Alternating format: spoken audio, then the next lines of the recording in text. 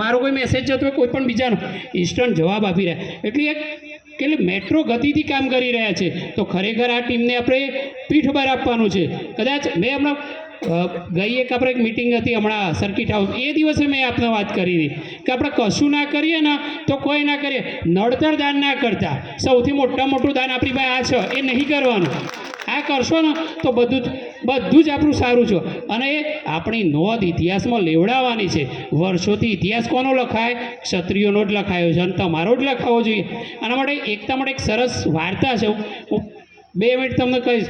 લગભગ બધાને ખબર જ, એક જંગલ હતું, એમાં બધા જ પ્રકારના પ્રાણીઓ રહેતા હતા. એ તમામ ફ્રી પડે નવરા રહે એટલે એક વડ હતું, એ વડના નીચે આરામ કરવા આવતા. સિંહ આવે, શિયાળ આવે, વાઘ, ચિત્તો, દીપડો બધા જ આવતા. એમાં તમામ પ્રકારના, એવું નહીં કે ચકલીઓ બધા જ. થયું એવું, એકવાર આ વડને આગ લાગી.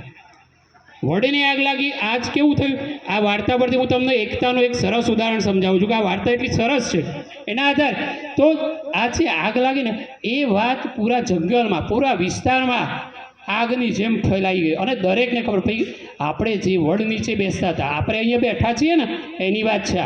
એના પરથી એનું ઉદાહરણ સમજી લેજો કે આપણે જે વડ નીચે બેસતા હતા એને આગ લાગી. તો તમામ પ્રકારના હિંસક અને હિંસક એ પ્રાણીઓ હોય, વાઘ, ચિત્તો, શિયાળ, બીજા પ્રાણીઓ છે એ વનસ્પતિજન્ય છે. તો બધા જ મતભેદ અને મનભેદ કોરાણે મૂકીને બધા વડનાને બચાવવા દોડી ગયા. કેમ કે આપણે ત્યાં બેસતા હતા, આપણું એ સ્થાન હતું, આપણે એના માટે પ્રયત્નો. તો તમામ બાજુની નદીમાંથી થોડું પાણી બધા જ એ વડને છાંટ્યું. એમાં હાથી સૌથી વધારે કામ કરતો હતો. ચિત્તો, વાઘ બધા કરતા જ હતા, પણ હાથી સૌથી વધારે કામ કરતો હતો. એમાં એક ચકલી વાડે ઘડીએ આડે આવતી હતી. એક ચકલી એક નાની હોય, ચકલી 2 ટીપા લઈ અને ફરીથી એ આગ લાગતી હતી, એમાં આગમાં હોમવા જાય તો હાથીને નડતી હતી. તો હાથી એવું 2 વાર કહ્યું કે ભાઈ ચકલી તું સાઈડ પર જતી રહે, મને મારું કામ કરવા દે, આ કામ તારું નથી, તું નાની છે, આ કામ મોટા જ કરી શકશે, તું નહીં કરી શકે.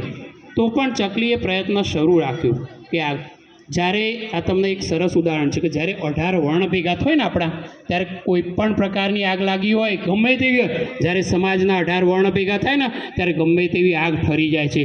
ત્યારે આ બધાના પ્રયત્નો થકી એ આગ ઠરી ગઈ.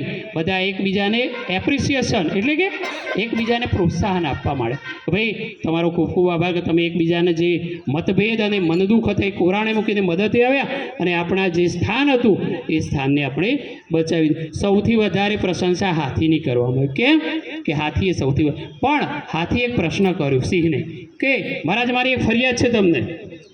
હું જ્યારે એક સરસ કાર્ય કરતો હતો ત્યારે મને આ ચકલી છે ને વચ્ચે નડતી હતી. આ ચકલી છે ને વારે ઘડી આવે ને 2 પાણીના ટીપાથી શું ફરક પડવાનો હતો?